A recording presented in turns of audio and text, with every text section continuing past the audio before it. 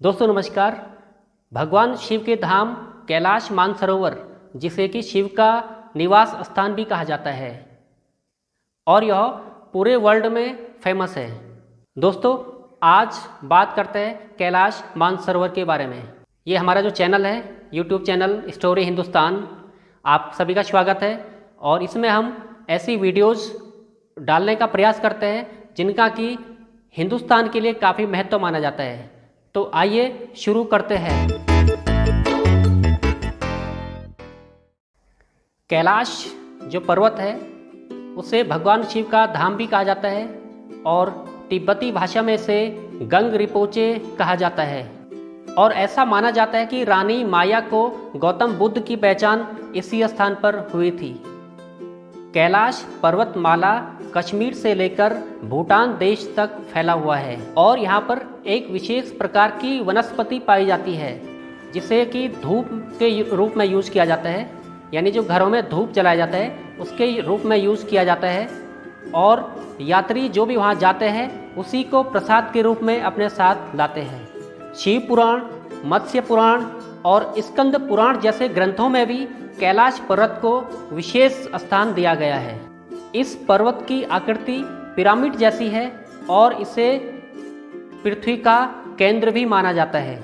और धरती के इस केंद्र को एक्सिस मुंडी, जो कि लैटिन भाषा का शब्द है जिसका मतलब होता है सेंटर ऑफ द वर्ल्ड, भी इस स्थान को कहा जाता है।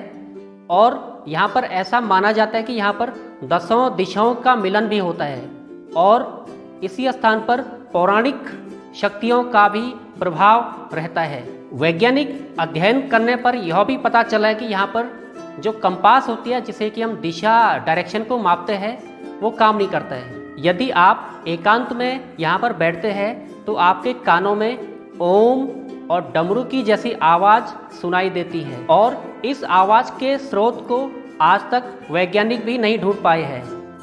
लेकिन कई अध्ययनों से यह पता चला कि जब हवाएं बर्फ़ के पहाड़ से टकराती है और जब बर्फ़ पिघलती है तो तब ये आवाज़ आती है।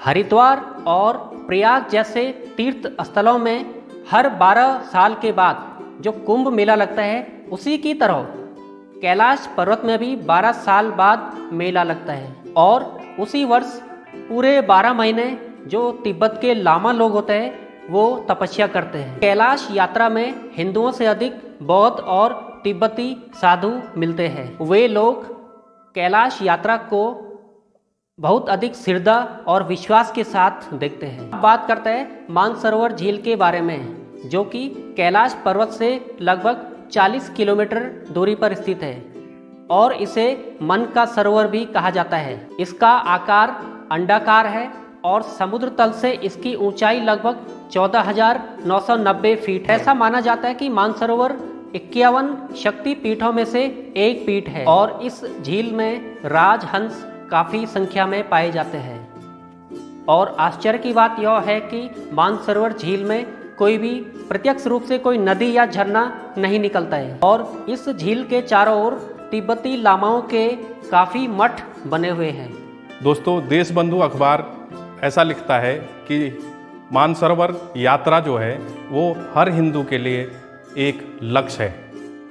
यहाँ न कोई मंदिर है, न कोई मूर्ति है, न कोई पुजारी होता है, लेकिन हिंदू के साथ साथ बौद्ध, जैन और सिख श्रद्धालु भी बहुत ही श्रद्धा के साथ यहाँ पहुँचते हैं, क्योंकि ऐसा माना जाता है कि आदि शिव का जो निवास स्थान है वो इसी कैलाश पर्वत पर है।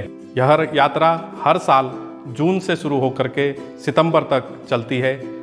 यहाँ रहने का जो सौभाग्य है, जो यात्री उधर जाते हैं उनको पूरे 12 दिन वहाँ रुकने का मौका मिलता है, और दिल्ली से चलकर कैलाश पर्वत तक जाना और वहाँ से आने में लगभग 2 महीने का वक्त लगता है। जब यात्री दिल्ली से चलते हैं तो वो उत्तराखंड के काठगोदाम तक आते हैं, और काठगोदाम से रोड के रास्ते पिथौरागढ़ के एक धारचूला इलाका है उस वहाँ तक पहुँचते हैं, और वहाँ से उनका पैदल यात्रा शुरू होती है।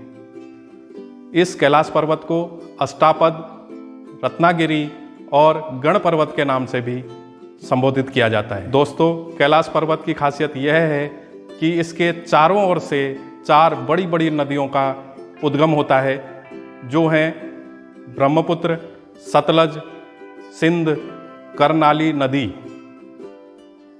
दोस्तों, उत्तराखंड के अलावा सिक्किम से भी एक रास्ता पहले यहाँ जाता था, जो नथुला पास होकर के गुजरता था और वहाँ लोग जाते थे, और जो उत्तराखंड वाले रास्ते से ज़्यादा सुगम था।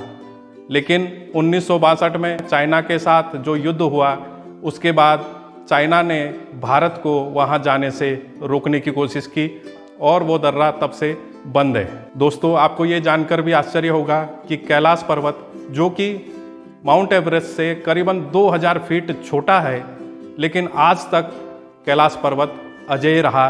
कोई भी पर्वतारोही इस पे आज तक चढ़ नहीं पाया। सन 2000 में आखिरी बार एक ऐसी कोशिश की गई, जिसमें चाइना के तरफ से स्पेन की एक टीम ने उसमें चढ़ाई करने की कोशिश की, लेकिन वो भी विफल हो गए। अगर आपको वीडियो अच्छा लगे, पसंद आया हो, तो इसको सब्सक्राइब जरूर करें, लाइक जरूर करें। धन्यवाद।